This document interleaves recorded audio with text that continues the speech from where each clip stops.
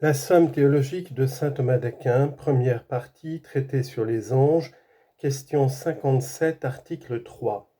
Les anges connaissent-ils les choses futures ? On ne peut accorder aux anges ce qui est l'attribut propre de la divinité. Or, connaître l'avenir, c'est l'attribut propre de la divinité, conformément à cette parole du prophète Isaïe, chapitre 41, verset 23. Annoncez-nous les choses qui doivent arriver dans l'avenir, et nous saurons que vous êtes Dieu. Donc, on ne peut accorder aux anges la connaissance de l'avenir. Résumé du corps de l'article. Les anges connaissent avec certitude les futurs qui dérivent nécessairement de leur cause. Ils connaissent par conjecture les futurs qui dérivent ordinairement de leur cause. Ils ne connaissent d'aucune manière les futurs qui dérivent rarement de leur cause. Enfin, Dieu seul connaît les futurs en eux-mêmes. Corps de l'article. Il faut dire ceci. On peut envisager l'avenir sous deux rapports, dans ses causes et en lui-même. Sous le premier rapport, on peut connaître avec certitude les futurs qui sortent nécessairement de leur cause. C'est ainsi que nous savons de science certaine que le soleil se lèvera demain. Ensuite, on peut connaître par conjecture les futurs qui sortent ordinairement de leur cause. C'est ainsi que le médecin prévoit la guérison du malade. De cette manière, l'ange lit dans l'avenir plus clairement que l'homme, parce qu'il connaît mieux les causes des événements, tout comme le médecin, pour revenir à notre exemple, pronostique d'autant plus sûrement les crises morbides qu'il a plus de connaissances étiologiques. Enfin, l'on ne peut connaître les futurs qui sortent rarement de leur cause. C'est ainsi que les choses fortuites et contingentes échappent à toute prévision. Maintenant, sous le second aspect, la créature ne peut connaître les futurs en eux-mêmes, de quelque manière qu'ils dérivent de leur cause, soit nécessairement, soit ordinairement, soit rarement. Au contraire, Dieu saisit immédiatement les choses dans l'avenir, parce qu'il voit tout dans son éternité qui renferme et concentre en elle, comme en un point simple, la totalité du temps. Ses regards embrassent comme présent tout ce qui se fait dans le long cours des âges. Il perçoit toutes les choses telles qu'elles sont en elles-mêmes, comme nous l'avons dit en parlant de sa science infinie. Mais l'intelligence angélique, non plus que toute intelligence créée, n'est pas dans l'éternité divine. Elle ne peut donc percevoir l'avenir directement, le connaître tel qu'il est dans son existence. Première objection.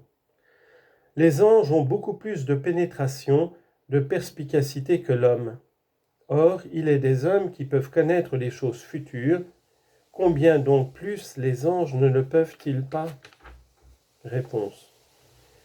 Il est vrai que les hommes peuvent connaître les choses futures dans leur cause ou par une révélation divine, et les anges les connaissent beaucoup plus parfaitement encore de ces deux manières. Deuxième objection. Le présent et l'avenir ne diffèrent que dans le temps. Or, l'esprit angélique est au-dessus du temps, car l'intelligence a pour mesure la perpétuité, comme le dit le livre des causes. Donc le présent et l'avenir ne diffèrent pas pour l'esprit angélique, donc les anges connaissent indifféremment l'avenir et le présent.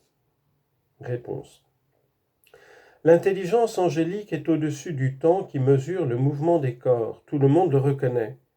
Mais le temps n'en est pas moins dans l'intelligence angélique par la succession des conceptions, et c'est pour cela que saint Augustin dit, dans son commentaire sur la Genèse, « Dieu meut la créature spirituelle par le temps ».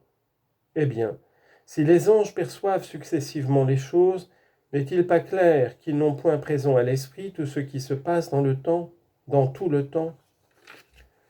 Troisième objection. L'ange ne connaît point par des espèces reçues des choses, mais par des espèces générales imprimées dans leur nature. Or, les espèces générales représentent également le passé, le présent et le futur. Donc les anges connaissent indifféremment les choses qui se rapportent à ces trois parties du temps. Réponse. Les espèces angéliques se rapportent également aux choses passées, présentes et futures, cela est vrai. Mais les choses futures, présentes et passées ne se rapportent pas également aux espèces angéliques. En effet, les choses présentes ont une nature, une réalité qui les assimile à leur type, en sorte que les anges peuvent les connaître. Mais les choses futures n'ont pas encore la nature qui les assimile à leur image représentative, si bien que les célestes intelligences ne peuvent les connaître. Quatrième objection.